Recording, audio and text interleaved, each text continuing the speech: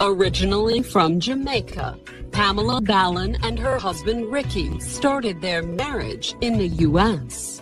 Opportunity was here in the States. And they had made the best of it. She became a travel agent. He eventually started his own business, which is a landscaping business. And he eventually turned it into an empire. $200,000, $300,000 jobs. But after 25 years of marriage, just as they were finally enjoying their hard-earned success, it would all end in a night of terror. Somebody's in the house. Like someone burst into the home? They found Ricky sprawled on the floor with his head gaping. Was it simply bad luck? Everybody was just shocked and just in total disbelief. Or did the couple's seemingly successful marriage mask a deadly secret? Only 2 people in the house. Then it must be the one that's alive.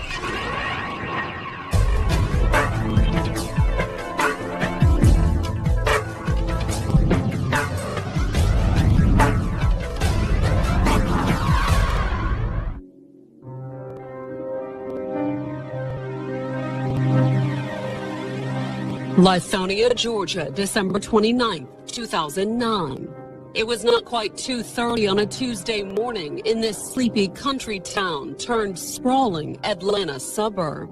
It's kind of rural suburbia in some ways. It's got a lot of wide open spaces, plenty of families who are relatively well off.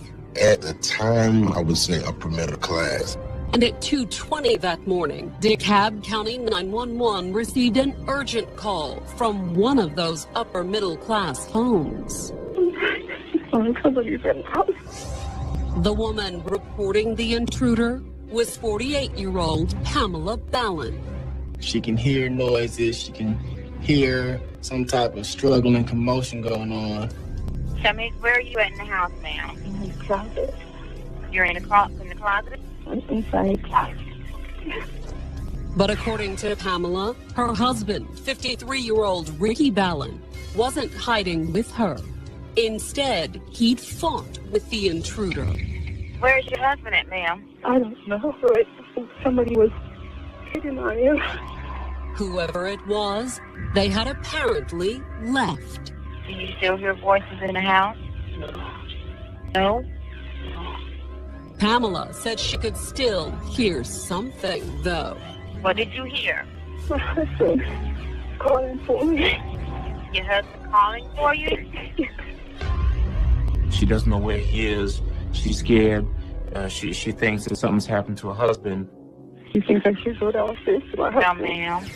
She wanted to go downstairs. I told her, wait. Wait until the officer clears the location. Do you understand? Pamela did as she was told. But even as she huddled in a closet, waiting for the police to arrive, she begged for the okay to help Ricky. I need to go downstairs. Stay where you are. Finally, after several agonizing minutes, the officers reached Pamela's door. The door was locked when the police originally got to the scene of the crime. Stay on the phone with me and go and get the door. Are you sure? Yes, ma'am. Still on the open line, Pamela left her hiding place and went downstairs to let police into the house. Are you at the door, ma'am? She breaks down, she's crying. She's distraught. Oh my God, oh my God. And when Pamela let the police in, it was easy to see why. There's blood everywhere. Blood that came from Ricky, who lay just inside the door. Sprawled on the floor with his head gaping. However, despite his horrible injuries, Ricky was still alive. He's moaning. The police are trying to talk to him, but he's not really talking. He's not able to answer any of their questions. It's evident that he's in a very bad way.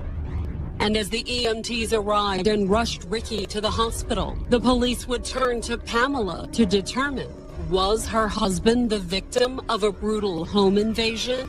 Or was there a deadly secret hiding inside the Ballin home?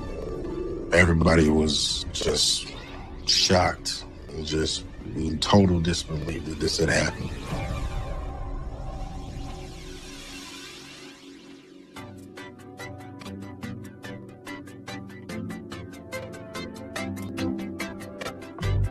Pamela Sinclair was born in 1961 on the island of Jamaica. She grew up for the most part in Jamaica. One of 6 children. There was never a dull moment in Pamela's childhood. We've just always been very close, all of us. Her side of the family, not just her sisters, they're always laughing and joking. It'd be like something you would see on a Tyler Perry movie. But even in that crowded household, Pamela stood out. Everyone loved my mother. That's her personality. Very outgoing, friendly, easy to get along with. And the same could be said of Derek Ballin, who first met Pamela in 1979.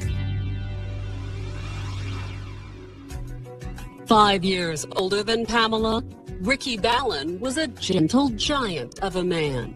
He was 6'4", maybe 250, laid back, very nonchalant, very easygoing. He was always the most pragmatic, level-headed dude. Well, perhaps not always, because when he started dating Pamela, he was still involved with another woman, the mother of his son. There was some turmoil. Ricky's first son, David's mother, was in the picture. There was an overlap between my mother and my stepmother. Although not for long. My parents split when I was a kid. And once he left his son's mother, Ricky appeared to devote himself to Pamela. They were inseparable. And once together, they were determined to make a fresh start in the United States. Opportunity was here in the States. And in 1984, after nearly 5 years together, Pamela and Ricky married and had a son. I was actually born in Santa Maria, California. Eventually, Pamela, Ricky, and their son settled in DeKalb County, Georgia, on the east side of Atlanta. DeKalb is really, in many ways, kind of a melting pot. Pamela found work at Atlanta's massive airport. She became a travel agent when she got here. Ricky, meanwhile, earned money and free dinner delivering pizzas. He would bring home a pizza per night, she told me. However, Ricky had come to America with bigger ambitions. He eventually started his own business, which is the landscaping business. That started with just your run-of-the-mill residential grass cutting. It was a small start, but Ricky was determined. He would deliver pizzas at night, work during the day. Meanwhile, Pamela worked full-time and took care of the couple's son. My mother kind of had to deal with a lot. Including her stepson, who had immigrated to America with his mother. My mom moved to Boston, so I grew up in Boston primarily. But he did remain close to his father. I spent most of my summers in Georgia. And thanks to that, David grew closer to Pamela, too. I spent a lot of time with my stepmother. We had a very good relationship. While Pamela focused on the kids, Ricky concentrated on the company. And throughout the 90s, as suburban Atlanta boomed, so did his business. People knew that they can always call him to get a job done, and it would be done right. He was well thought of. He got to a point where, he didn't have to deliver pizzas anymore. In fact, what had started as a one-man operation went well past that point. He went from one push mower to 6, 7 trucks, having his own office with his own space. I mean, he was living the American dream. Ricky wasn't the only one living the dream either. Thanks to the success of his lawn care business, the immigrant family was soon enjoying the perks of a comfortable middle-class American life. We go Disneyland in California, all over the Caribbean, Aruba, Mexico, Jamaica. My mother liked to keep us busy. Fun times. Pamela and Ricky were also able to buy a beautiful home in the Atlanta suburb of Lithonia. This area is a very nice area, a very well-developed area. You get a lot more bang for your buck in terms of house size and lot size. We had a basketball court in the back of my house. And gorgeous landscaping out front. It was, of course, landscape professional, so it stood out in the neighborhood. Although by then, Ricky's company had grown beyond mere residential landscaping. He worked a lot with commercial real estate. They did big jobs, you know, like a lot of money's coming in. He built a landscaping empire. And just like his landscaping jobs, the office work to maintain his empire was no longer a one-person operation. The business expanded to a level that needed someone else to come in. He was not good at the bookkeeping and finances and collecting. But they were skills that Pamela had honed well, thanks to all her years as a travel agent. He wanted her to come in and help him with the business. To handle any of the day-to-day affairs. Pamela quit her job and started working in the office with Ricky. And before long, it appeared as if their collaboration would pay off. Well, my dad before was doing $50,000, $60,000, $100,000 jobs. It became $200,000, $300,000 jobs. And by 2009, after more than 2 decades in America, Ricky was a proud example of immigrant success. He didn't have anything handed to him. Coming from another country into a new culture and so on and so forth, I mean, he had the odds stacked against him and just persevered through it. Not that he'd done it alone. Pamela deserved a lot of the credit, too. She was a part of the sacrifices and building the business. Some of the struggles, you know, early on kind of did bring them closer together.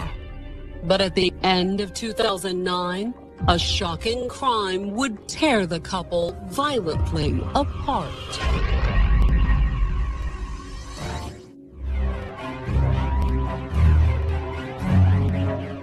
Early on the morning of December 29, 2009, police in Lithonia, Georgia, responded to a 911 call from the suburban Atlanta home of Pamela and Ricky Ballin. Somebody's at the house. Someone burst into the home? According to 48-year-old Pamela, her husband Ricky had fought the intruder and lost. She's hearing what she believes to be her husband moaning. When police arrived at the scene, they found 53-year-old Ricky Ballin sprawled just inside the door, covered in blood. He just obviously had been in a fight. He's on the ground, bleeding profusely from the head. He's alive. He's moaning. And if the first responders were going to save his life, they would have to act fast. They call EMS. Ricky is taken away. As Ricky was rushed to the hospital, Pamela begged the police at the scene to let her accompany her husband of more than 20 years. She keeps asking them, how's my husband? I've got to go to my husband. She's crying. She's upset. Despite her urgent pleas, the police refused Pamela's request. Since Ricky was in no shape to identify his attacker, they needed her. The police officers basically tell her she's got to stay there at the scene and answer their questions. She was the person who was in the house when the assault took place. And so naturally, they'd want to get her account of what happened. And when she sat down with the investigators at the scene to give her statement, Pamela vowed to do everything she could to help them catch the intruder. She's fully cooperative and forthcoming. There is nothing that they put to her that she does not answer. According to Pamela, the night before had been like any other. When she got home from the gym, Ricky was in his favorite chair, surfing the internet on his phone. He's kind of dozing off. Pamela said Ricky was still in the recliner when she went to bed. She takes a shower and goes to sleep. And she told the investigators that Ricky still hadn't come to bed when she got up to go to the bathroom at around 2 o'clock in the morning. She assumes he's in the bathroom.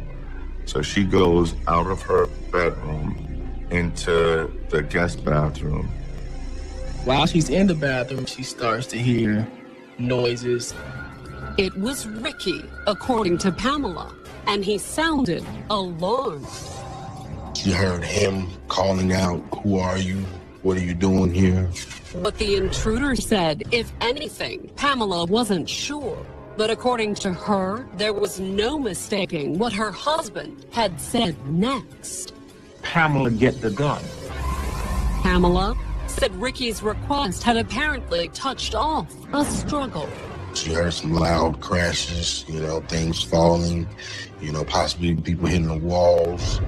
Pamela said that the sound of fighting had sent her into a panic. Instead of going to get the gun, she gets scared and, locks herself in the bathroom.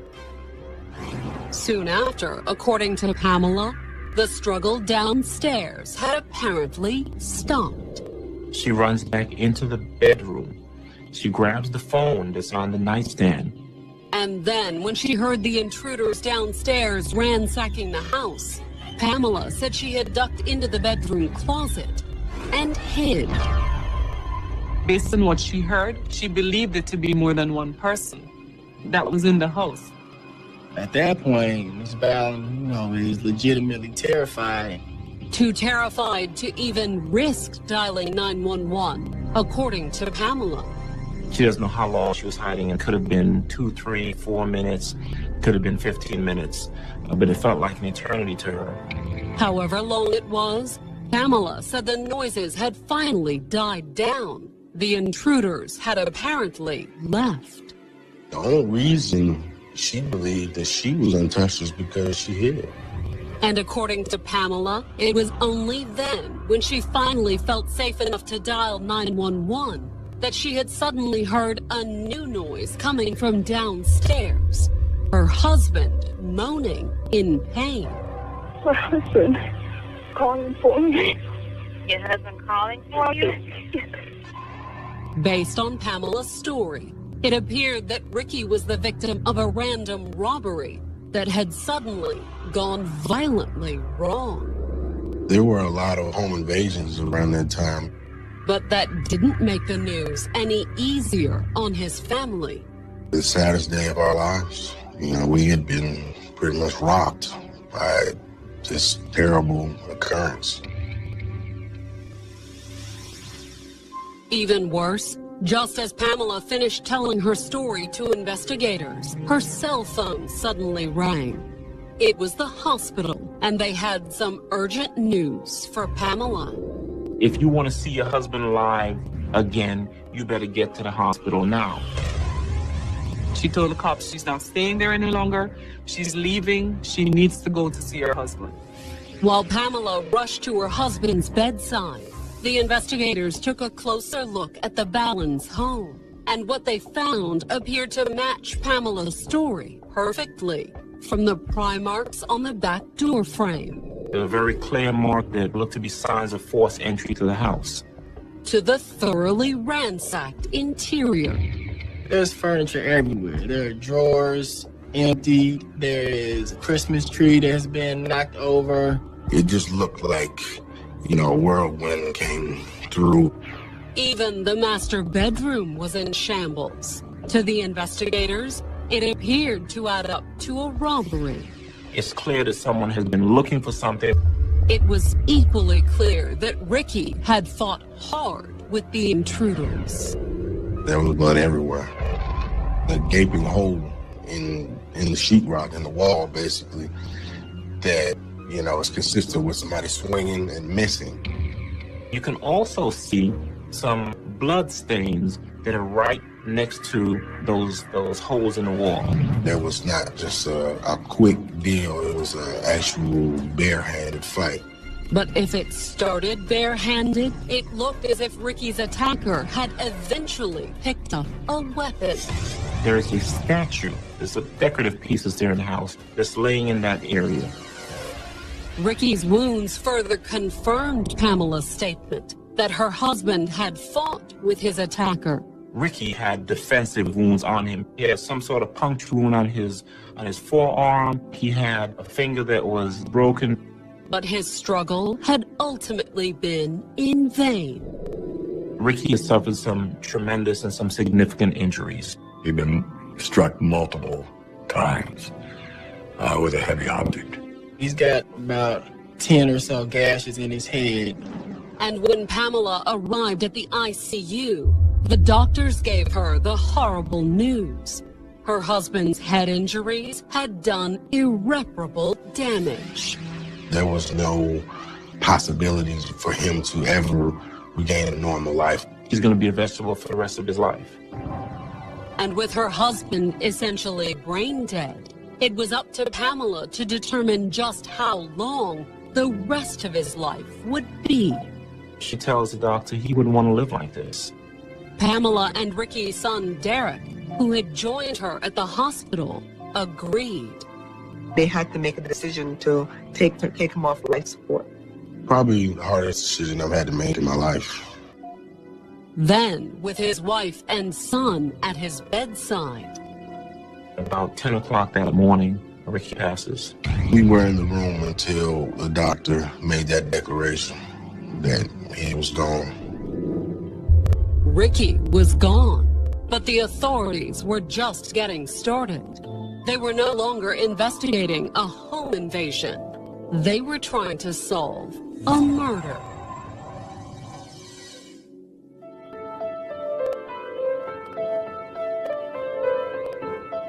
On December 29, 2009, 48-year-old Pamela Ballin's husband, Ricky, died in a downtown Atlanta hospital, the apparent victim of a home invasion robbery. Someone, for whatever reason, came into the house and got into a physical altercation with my father. He was beaten to death in his home. The 53-year-old had lingered brain dead for several hours before Pamela and her son Derek made the difficult decision to take him off life support. Best case scenario for my father at that point was a vegetative state that he would never come out of. News of Ricky's death and the home invasion that had apparently caused it shocked the Ballins' neighbors in the middle-class Atlanta suburb of Lithonia. A lot of people were fearful, feeling like if it can happen to Ricky, it can happen to anybody. But the investigators weren't quite so sure. To them, everything about the crime suggested that Pamela and Ricky's house had been specifically targeted. Burglaries very seldom happen when people are home. They're not random for the most part. And even though the house had been torn apart, it seemed like the thieves had been more interested in murder than money. They didn't take no TV. They didn't take anything. It just didn't add up. But who would have wanted the local businessman dead? He was very well loved within the community. I've never met a person that had any kind of an issue with him. The first clue lay in the condition of the crime scene. At first glance, it appeared to confirm Pamela's account of a break-in and a fight between Ricky and the intruder. There were significant crime marks, and there's pictures of that where somebody got in. Chairs turned over, there's blood splatter in a lot of different places. Just very consistent with a struggle going throughout the house.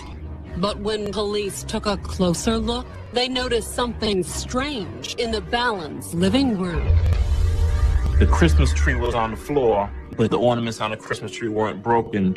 In fact, none of the overturned furniture had been damaged. It was gently turned over. It appeared to have been placed there as opposed to knocked over. All these things were just placed in certain areas to look like the things were disrupted. And the pry marks on the door, didn't they at least prove that someone had entered the house from outside? Once the investigators got a better look at those marks in the daylight, they started to suspect that the marks hadn't been made with a crowbar or a screwdriver at all. Instead, they believed the scratches on the door had been made with a butter knife that was found on a nearby patio table. To try to almost fake like there was some kind of entry. And after dismissing the pry marks, they could find no other evidence suggesting that anyone had broken into the Ballins' home. None of the doors were open. None of the windows are broken. Nothing. As far as the investigators were concerned, the lack of forced entry and the careful, deliberate way the house had been ransacked could only add up to one thing. The scene was staged. And the investigators believed there was only one person who'd had the opportunity to stage it: Pamela. They just automatically zeroed in on Miss Bowling. The doors were locked and only 2 people in the house. Then it must be the one that's alive. It would also explain Pamela's miraculous escape from the alleged home invaders. They didn't walk into that bathroom. They checked every single room in that house except for the one place she was hiding. That didn't make any sense. All but convinced that Ricky's murder had been an inside job, the investigators decided to take a closer look at his relationship with Pamela. They're looking at phone records. They're talking to individuals who know Ricky, who know Pamela. And according to friends and neighbors, everything appeared to be fine. They were well established in the community. They were relatively well-to-do. He had a pretty successful landscaping business. And their marriage appeared just as successful. They were just always very loving. Everything that they did together. Although according to her family, the more her husband's business grew, the more Pamela had felt neglected. My father at that point was getting home a little bit late, right at dark. And when he got home, according to Pamela's sister, he would do exactly what he had done the night before his murder: plop down in front of the TV until he had dozed off. Ricky didn't want to go out. He didn't want to do anything. He just wanted to go to work 15, 20-hour days. So feeling ignored at home, Pamela had eventually found the attention she needed from someone else. She had an affair. According to the family, Ricky had eventually found out about Pamela's infidelity. He knew about it. And at first, the family said he had been furious with Pamela. He was very jealous. But they also claimed that Ricky had eventually forgiven Pamela, at least partially blaming himself for what she had done. There was always a level of guilt on his end. And according to Ricky's son, the couple had eventually come to an uneasy peace. They've been trying to work through it. But then, in 2009, the family said that Pamela had committed what Ricky considered an unforgivable sin. According to the family, the trouble started not long after Ricky let Pamela take over the finances of his landscaping company. The money came in, he didn't pay attention to it. He let her control the money. He did at least look at the books periodically. And not long after Pamela took over, he noticed something. There was money missing. Ricky had brought the issue up with Pamela, but the family said she told him not to worry. She wouldn't even have a conversation about what she was doing with the money. She just brushed it off like, I'm using it for the business. And he's like, where? How? Show me, And she didn't feel the need to do that. At first, Ricky let it go at that. The amounts were small, and he shrugged it off with a little grumbling. Ricky would complain that Pam was dipping into his accounts. But according to the family, as the months passed, more and more money started disappearing to the point that it threatened the business. He was unable to meet payroll and do the business anymore. There was just too much money missing. Facing financial ruin, according to Ricky's family, he had decided there was only one thing left to do. He had planned to leave her. He planned to divorce her. There was just so much turmoil that it was clear that the marriage was ending. However, his family said that before Ricky had even been able to consult a lawyer and put the paperwork in motion, he had been murdered. The timing of Ricky's murder and the supposed divorce wasn't the only thing that struck the investigators as suspicious either. It all started after New Year's 2010. when the investigators took a closer look at Ricky's life insurance. They got a copy of the insurance policy that proved how much it was for. And when they went over the details of the policy, the investigators immediately noticed something. Some months prior to the incident, there was an increase in the insurance policy. A significant increase, one that raised the payout to $750,000. And every penny went to Pamela. Coupled with what they knew about the trouble in the marriage, the police had found what they considered to be a convincing motive. They believed she had killed her husband for insurance money because he was going to leave her. A $750,000 payoff, the affair, and the staged crime scene. The investigators figured they'd found Ricky's killer. However, they also had one serious problem.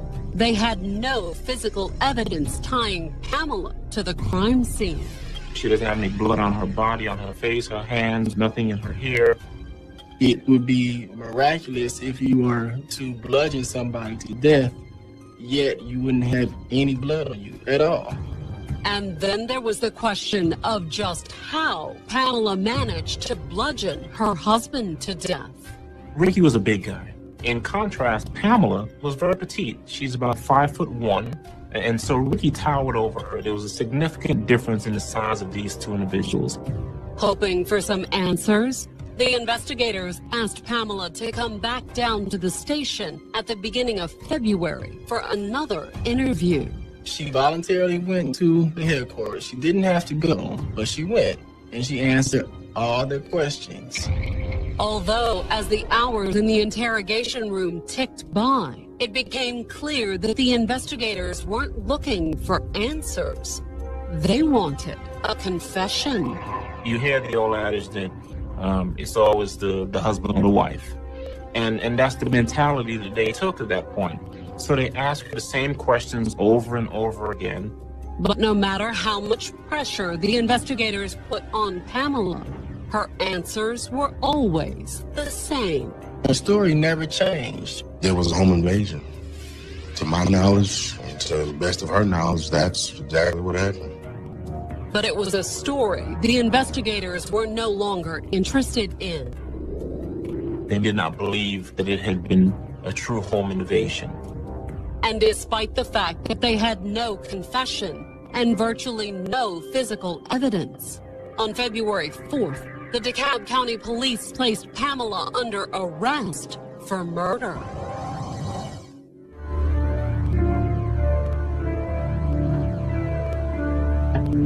On June 9th, 2014, 53-year-old Pamela Ballant stood trial for the murder of her husband, Ricky. It had been 4.5 years since he had been beaten to death inside the couple's Lithonia, Georgia home, the victim of what Pamela claimed to be a home invasion. It really threw me for a loop why they would just only be looking at her and no other options, no other scenarios, no other theories. Pamela has no criminal history. She has no DUIs, nothing of that sort. In fact, the defense was convinced that Pamela's lack of a criminal history, coupled with the circumstantial nature of the case, is why it took the prosecutors almost 5 years to bring her to trial. I think that they recognized that they did not have the evidence. As a result, she had spent the last 4.5 years in limbo. Pamela Ballant had been out on bond since February of 2010. Although even without a murder conviction, Ricky's family was convinced she had killed him. Ricky's family institutes a wrongful death suit. And while Pamela and Ricky's son stood by his mother, at that time, it was just me and my mother trying to pick up the pieces. Her stepson, David, tried not to choose sides. I started from a place where I didn't believe it was her. I moved to a place where, you know what, it could be her. I believe that I should be neutral. In opening statements on June 9th, the prosecution argued that a pending divorce was the motive behind Ricky's murder. The state took the opportunity in their opening statement to paint a picture that she had killed her husband for insurance money because she was mismanaging the finances of the business and because she was having an affair and he was going to leave her. The prosecution was saying that our client basically wanted to kill her husband so she could be free to have her boyfriends and to spend money. According to the prosecutors, Pamela had wanted revenge too, because since her arrest, they had uncovered evidence that Pamela wasn't the only one who'd been having an affair. It came out in the courtroom that he had a girlfriend. She was the last person that he had spoken to that evening. In fact, the prosecutors suggested that might have been the final nudge that Pamela needed to carry out her plan on December 29th, 2009. She must have seen him texting his girlfriend on the phone, or she went through his phone and saw that he had texted a girlfriend. And as her anger and rage began to boil, she had waited until Ricky had dozed off in his recliner, taken a decorative statue off a nearby table, and crept up behind her husband.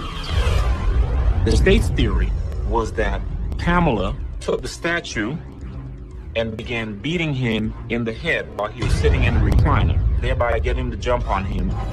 According to the prosecutors, Pamela's surprise attack was how she had managed to both overcome her much larger husband and escape any injuries in the process. There's no way for him to fight back. He was already incapacitated with the first few blows.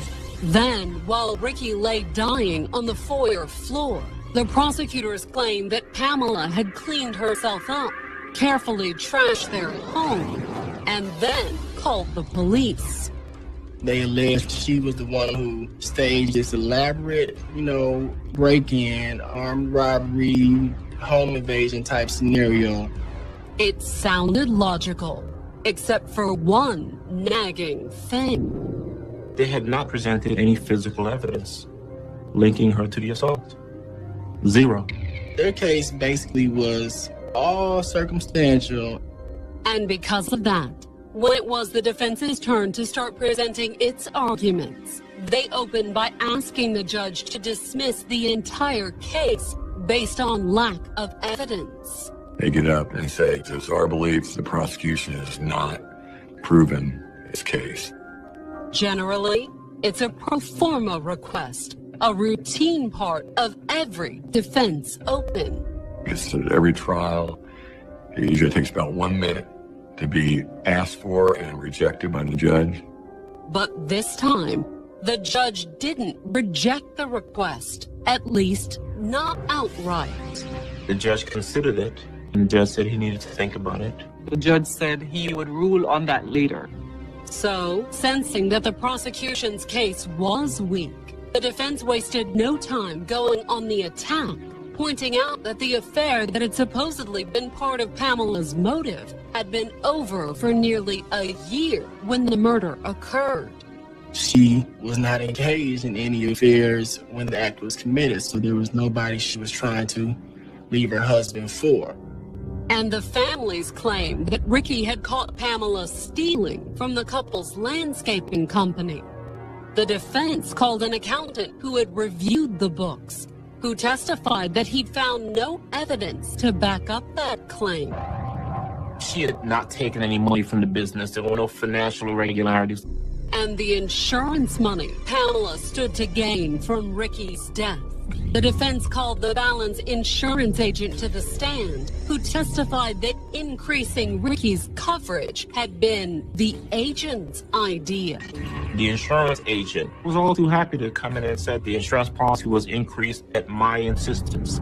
And the reason why was because they would actually be able to get a better premium for more coverage.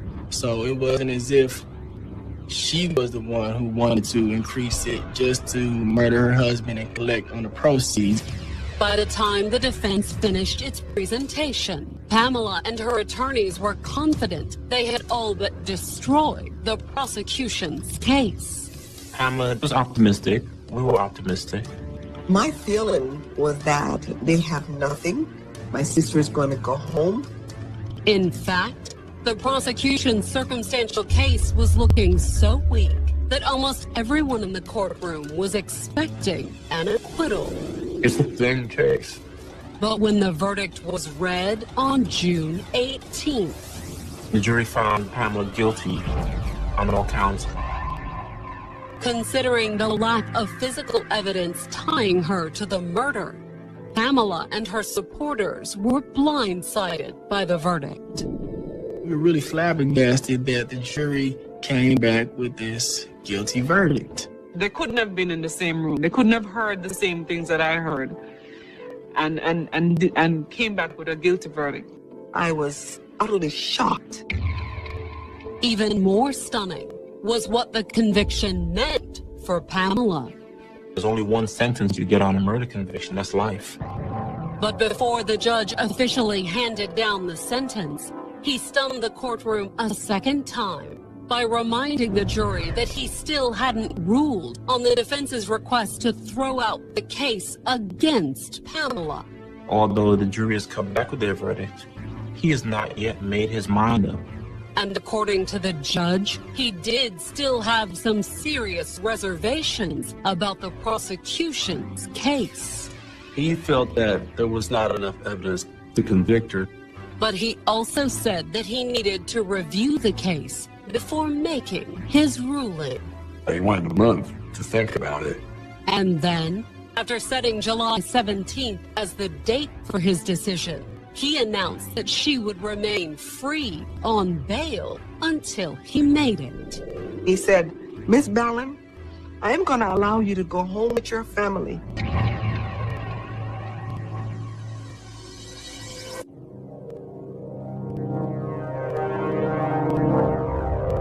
By July 17, 2014, it had been a month since a DeKalb County, Georgia jury had convicted Pamela Ballin of murdering her husband, Ricky. Not only was Mrs. Ballin shocked, but her attorneys were shocked, our entire office, her family was shocked. But just as Pamela gave up hope, the judge had announced that he'd yet to make a decision on the defense's motion to dismiss the case for lack of evidence. If he granted our motion, the trial would be over, regardless of what the jury found. Equally shocking, despite the fact that she'd just been found guilty of murder, the 53-year-old wouldn't await that decision in a jail cell. She's allowed to stay out on bond. Ricky's family had been outraged by the judge's decision. You've got 12 people sitting there. 12 people saw her guilty. I feel like he was just killed all over again. That's what I felt. Because we didn't get justice. You expect to see the person handcuffed and taken to prison after they're found guilty. Ricky's family hadn't been the only one upset either.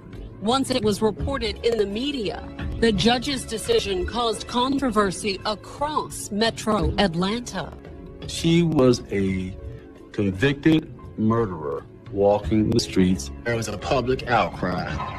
In fact, there had been such an outcry that just 5 days after her release, the DA demanded that Pamela be rearrested. And on June 26, 2014, Pamela had turned herself in to the DeKalb County Police. Pamela had no interest in running from the law. And once back in court on the morning of July 17th, Pamela and her attorneys appeared confident that she would be going home again. Keith Adams felt reasonably confident they might get some type of ruling in their favor. But when the judge finally made his announcement, he denied our motion for mistrial. Instead, he had decided to respect the jury's decision. He indicated he had never seen a case that was as poorly investigated. He was loath to, as he put it, take it out of the hands of the jury. The sudden reversal was almost too much for Pamela to comprehend. She was numb. She was in shock. I don't think she came into that courtroom thinking that she would be going to prison. But that was precisely where she was going. State law carries a mandatory life sentence for murder here in Georgia.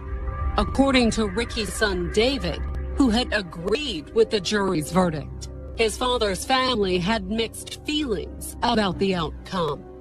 There was simultaneously a sense of release and a sense of shock.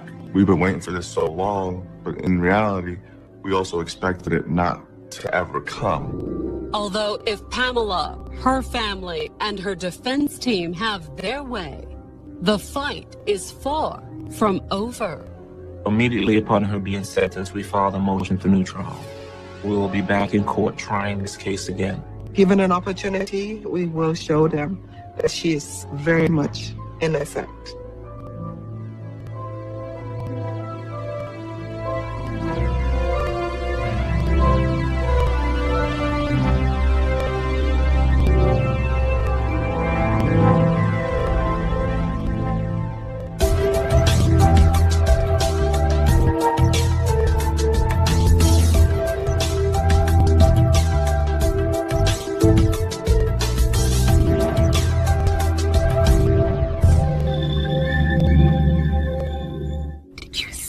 That was amazing. I love this.